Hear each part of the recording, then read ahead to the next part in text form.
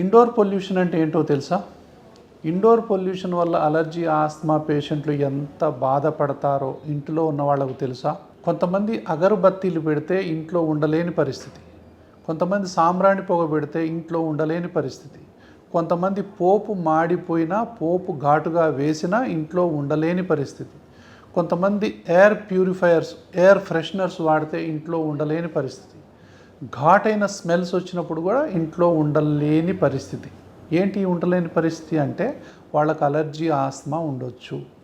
ఇట్లాంటి వాళ్ళు దయచేసి ఈ అగరబత్తీలు పెట్టకండి అని మొత్తుకుంటూ ఉంటారు, వాళ్ళ మాట వినరు. కొంతమంది సాంబ్రాణి పొగలు వేయకండి అంటారు, వాళ్ళ మాట ఎవరూ పట్టించుకోరు. కాబట్టి అనుభవిస్తే తప్ప అర్థం కాని బాధ ఏదైనా ఉంది అంటే ఈ యొక్క శ్వాస వ్యవస్థలో ఉండేటటువంటి ఆస్తమా బాధ, ఈ అలర్జీ బాధ, ఈ సైనస్ బాధలు.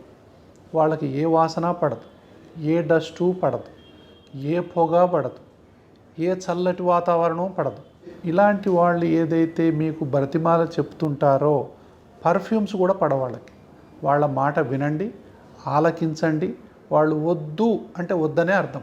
మీరు కనుక అలాగే అది వెలిగించిన పర్ఫ్యూమ్ కొట్టుకున్న ఆ వాసనలు పొగలు ఆ డస్టు ఉన్న వాళ్ళు నరకం అనుభవిస్తారనేటటువంటి విషయాన్ని మీరు తెలుసుకోవాలి. కాకపోతే కొంతమంది మౌనంగా అలాగే భరిస్తూ ఉంటారు, వాళ్ళే పక్కకు తప్పుకుంటారు. అలాంటి పరిస్థితుల్ని మీరు అర్థం చేసుకొని ఆ పరిస్థితుల్ని కల్పించకుండా ఉంటే అలర్జీ ఆస్మా బాధితులకు మీరు మేలు చేసిన వాళ్ళు అవుతారు.